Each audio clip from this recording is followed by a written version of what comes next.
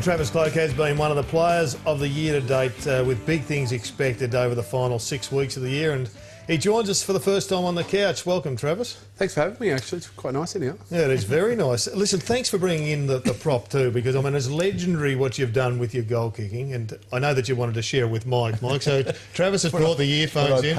Thanks, Jerry. A bit of Frankie Davis Jr. or a bit of, what, you're an easy beats or birds man? I was an easy beat, yeah. It has become almost one of the stories of the year.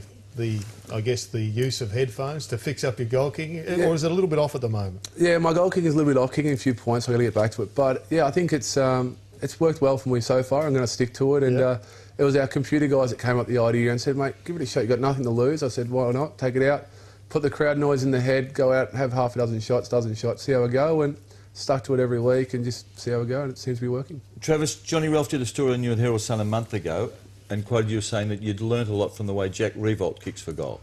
What did you take from him? Yeah, he's just very structured. It's not about the pace where I thought I had to come in quick and kick the ball really hard. It's just about momentum through the ball, which I think is really important. And yeah, he's very short and very compact, which I'm trying to do. And it takes time, but I think it's starting to turn the corner.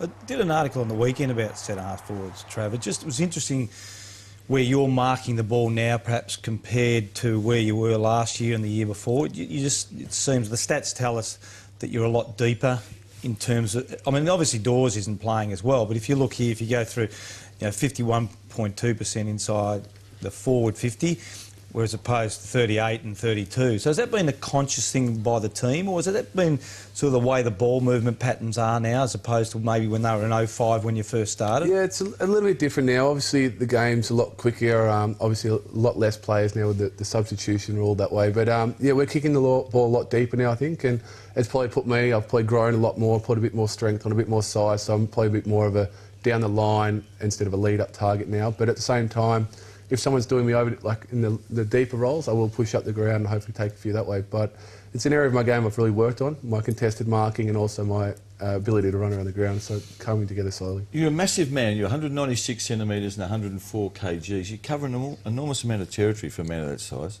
Yeah, it's probably something I got from Mum. Mum was a bit of a runner in her day, so I probably got that part of me in, and Dad obviously was a very large guy and still is, and so I've probably got a bit of him as well. So a bit of a combination of the two. And so you're saying your dad can't run? Yeah, he tells me he was great, but he's put a few kgs on now. Tell you what, he wouldn't have done a 6:32k time trial like you can do.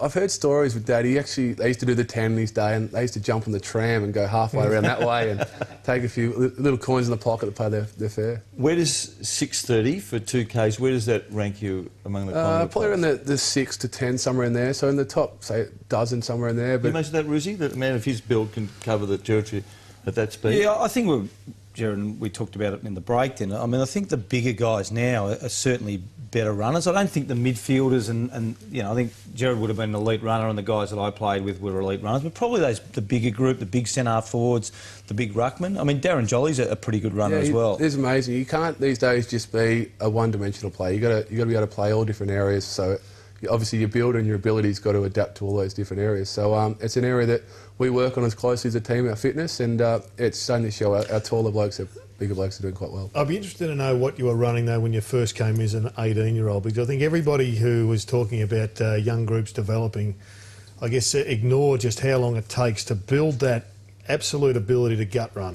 Yeah, I thought I was doing well at the time, but I looked at my times only a couple of months ago and I was running that 6:50, 7-minute mark. So I've knocked off probably 30 seconds, which is quite amazing, and I've put on probably 10 kilos as well. And on the running, just fill us in a little bit about Arizona in terms of, it seemed to really work for you guys, and obviously a few of the boys, Darren Jolly and Swanee and those guys, and Heath Shaw's just come back. So how much bearing has that had on your fitness as a group? Yeah, we believe it works. Obviously, we're going back every year. We're going to do it again this year, and yeah, it's just a matter of getting over there. We train probably as hard as we do here, but obviously over there the air's a lot thinner, so you get a lot more work into a lot quicker. So yeah, it's worked for us so far, and I've noticed a lot of other clubs are doing it now, and also got altitude chambers in their clubs. So it's probably just the way the game's going, the science is come along really well. We mentioned your father before, David, a great player, a 300 gamer. Wasn't what you'd call a stylish kick, but was pretty accurate.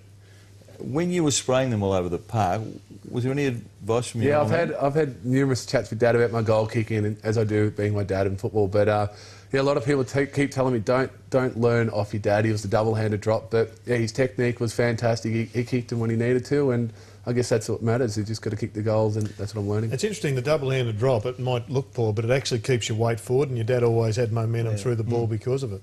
Yeah, exactly, and that's what it really came down to. My goal kick now is moving through the ball instead of leaning back, which was probably my biggest issue when it's starting to happen. So with your coach Mick Malthouse, I think he gave Buckley a reasonable spray from all accounts on the weekend. But what are the things that he really... Which Buckley are we talking about? No, Simon Buckley wasn't it?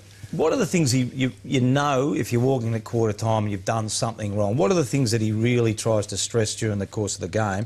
Because it's not, it's not all that often you see him go off, but there are times, and I'm sure there's one or two particular things that he just really hates from the players. Yeah, it happens all the time, and obviously Simon copped it this time, a bit of a spray, but we all cop it, I know, behind closed doors most of the time, but there is a time where you need to get it straight to face, and if people are going to take it, well, that happened. But yeah, Mick's pretty banana. He likes his football to play the way it is. You're allowed to use your natural flair to show the game and do your own thing, but defence is the main thing of football these days, and if you can defend really well, the other side's going to come on the other hand. What did you make of Saturday night? You won by 18 points, but you were never really threatened and had a big lead along the way. What did you get out of it?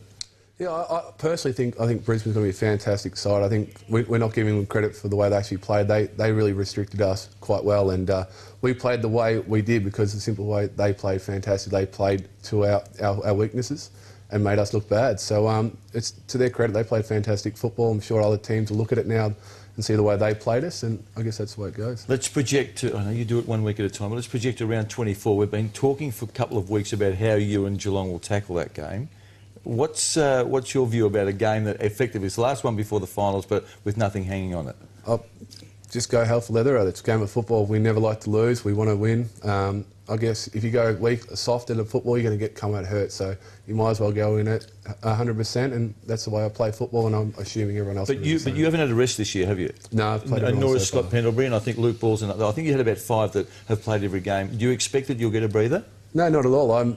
I train all year to hopefully have the fitness in me and the ability to keep my body up for every game, and if we can go as far as we can into the finals, that's great. But I'm expecting to play every game, and I guess Mick's going to be doing the same way. I'm not going to miss. We were talking about Alan Didak last week. He's had a Melbourne Cup preparation. It looks like Mick's let the chains off, and I think it was 32%, 28%, and now the majority of the game on the weekend. Yeah, it's a smart move by Mick. Obviously, Did's had a slow start to the year, missed a few games with a bit of injury, and so we thought best we get him straight back in. Obviously, with the new sub rule, we can afford to play him a quarter here, a quarter there, but yeah, the change were off on the weekend. I think it shows Dids is back to his play form of 2 years ago. He's playing fantastic, and we love it. And Chris Tarrant has done a great job for you at fullback. But there seemed to be a bit of competition between him and Mitch Clark on the weekend. I'm not sure who actually won this, but was there any comparison between the guns? There's a little bit of size difference there, but yeah, Taz is fantastic. He's come along. Like, I knew him before he went to Freo, and yeah, he's a totally different man. He's the greatest bloke you'll ever meet, really, Taz. One bloke looks like Popeye, and the other one's got the spaghetti arms. I'm not sure I'd be walking around if I was Mitch Clark. I mean, look at the size of the arms on Taz. Yeah, I wouldn't be doing that to Taz. Yeah, he'd just grab you. Travis, All-Australian team announced in a couple of weeks. I reckon there are 4 locks for you guys. Pendlebury, yourself, Thomas and Davis. Who have I left out that you think's automatic? Ben Reid. I think, yeah, Reedy's had a fantastic year. Personally, I haven't thought about it at all. Things come along and you take them in your stride, but I'm not too fussed either way. But yeah, there's been probably half a dozen really good players, but I think for those players to play really well, we've had to have the other players to do their bit as well. I mentioned Davis. I'm just full of admiration for the way he copped what happened to him in September last year, missed the premiership and has rebounded as he has. Yeah, if we said 10 months ago Leon Davis is going to have a stellar year, the type of year he's actually had, we would be quite amazed. And it's a credit to himself and also to his family and the people around him to really get him up. It was a massive thing last year that he missed out on. And yeah, Leon's a very strong person, and he went back home the off-season, saw his family, his cousins, his friends and all that, and he came back, yeah, I think a wiser person for it. And he's going home on Friday night. You've got Freo, then you've got the Cats, and then the business season starts. So really appreciate your time. You've had a great year. Congratulations on that, and let's hope it continues for your sake. Thank you very much, guys. Yeah.